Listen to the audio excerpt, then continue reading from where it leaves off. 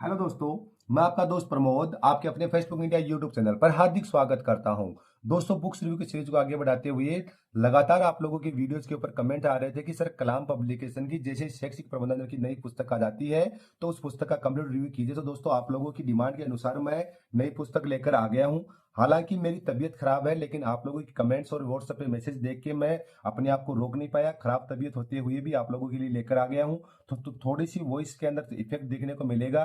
तो आपसे रिक्वेस्ट है कि थोड़ा सा एडजस्ट करना, ताकि मेरा जो बनाने का जो पर्पज है और आपका जो वीडियो के लिए कमेंट्स करना, जब मैसेजेस करने का जो पर्पज है, वो दोनों का फुलफिल हो सके।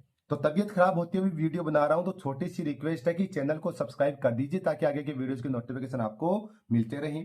कलाम नवीन संस्करण 2025 स्कूल व्याख्याता प्रथम प्रश्न पत्र शैक्षिक प्रबंधन educational management S Yadav sir, Kalam publication Sikar.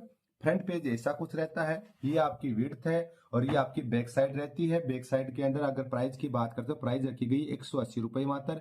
अगर घर बैठे डिस्काउंटेड प्राइस में ये पुस्तक ऑनलाइन ऑर्डर प्लेस करना चाहते हैं तो स्क्रीन के ऊपर जो व्हाट्सएप नंबर दिए उनके माध्यम से परचेज कर सकते हो। घर बैठे ऑनलाइन ऑर्डर प्लेस कर सकते हो, घर बैठे ये पुस्तक भी प्राप्त कर सकते हैं। ये हमारे एस यादव सर। तो देख लीजिए, इनका इंट्रो यहाँ पे दिया हुआ है। अब दोस्तों अंदर की बात करते हैं। अंदर की बात करते हैं तो दोस्तों अंदर की बात यह है, विषय सूची के बारे में अगर हम लोग बात कर लेते हैं, उससे पहले मैं आपको आरपीएससी द्वारा जो जारी पाठ्यक्रम है वो दिखलाना चाहता हूँ। इसमें एजुकेशन मैनेजमेंट है, एजुकेशन सिनेरियो इन राजस्थान है, provisions of right of children to free and compulsory education act 2009 के बारे में ये इतना सिलेबस आपका है। इस सिलेबस को कवर करते हुए ये आपका इंडेक्स बनाया है। किसी पुस्तक के लिए उसका इंडेक्स रीढ़ की हड्डी होता है, तो इस पुस्तक की रीढ़ की हड्डी के बारे में बतला दूं। शैक्षिक प्रबंधन संकल्पना कार्य एवं सिद्धांत, राजस्थान का शैक्षिक परिदृश्य भाग 1, राजस्थान का शैक्षिक परिदृश्य भाग 2, राजस्थान का शैक्षिक परिदृश्य भाग 3। तो दोस्तों भाग फर्स्ट सेकंड थर्ड में देखना, यहाँ पे RSCRT डाइट एंड IASC है, इधर BSCR RSTB RSOS है, इधर SIQUE स्माइल दीक्षा राइज शिक्षा दर्शन शिक्षा वाणी है। राजस्थान का शैक्षिक परिदृश्य भाग 4 के अंदर समग्र शिक्षा अभियान है, शिक्षा का अधिकार अधिनियम 2009, शिक्षा में संपूर्ण गुणवत्ता प्रबंधन, शैक्षिक प्रबंधन में नेतृत्व शैलियां, शैक्षिक निरीक्षण एवं पर्यवेक्षण और संस्थागत नियोजन। पेज संख्या पूरी की पूरी 164। तो 164 पेजेस आपको यहाँ पर इस पुस्तक के अंदर देखने को मिल जाते हैं। पूरी की पूरी 164 पेजेस वाली पुस्तक आपकी आई है। अब दोस्तों हम आगे फर्स्ट पेज के ऊपर, या फिर थोड़ा सा मैं आपको कुछ अन्य टॉपिक भी लेके चलता हूँ। शिक्षा का अधिकार अधिनियम 2009 पेज संख्या 92 के ऊपर है। तो पेज नंबर 92 के ऊपर मैं आपको लेकर चलता हूँ, क्योंकि आपकी शिकायत रहती है कि सर सिर्फ फर्स्ट चैप्टर का कर दिया है। तो यहाँ पर मैं आप लोगों को लेकर आ गया हूँ।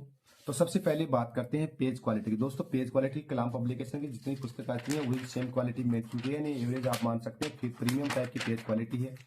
फॉन्ट साइज एंड फिनिशिंग की अगर बात करें तो मेरे ख्याल से कलाम पब्लिकेशन की पुस्तक के अंदर ये कोई इश्यू नहीं रहा। बड़ी शानदार उसी तरह की फॉन्ट साइज है और पेज क्वालिटी मेंटेन की गई। डबल साइड के अंदर टेक्स्ट आपको लिखे हुए मिल जाएंगे।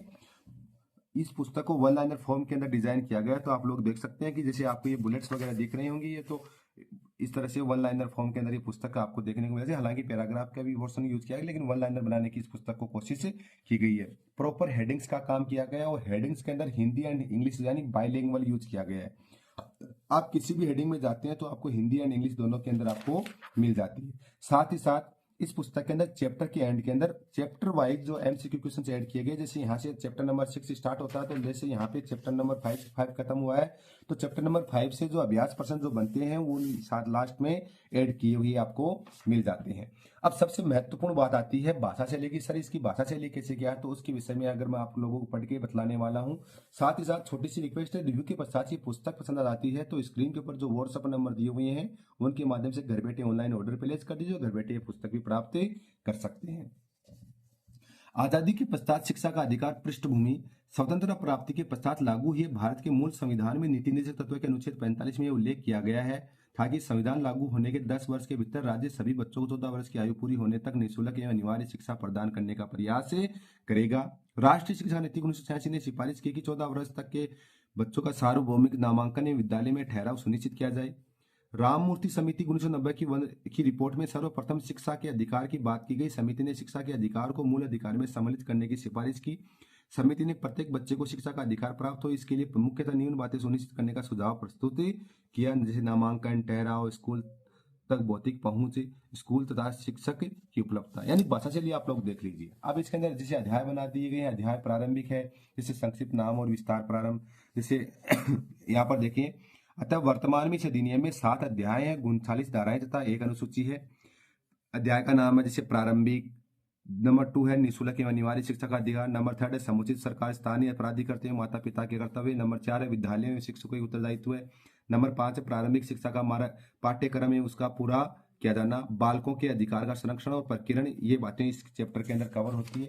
ये सारी देखो, यहाँ से आपका अध्याय फर्स्ट आपका स्टार्ट हो जाता है,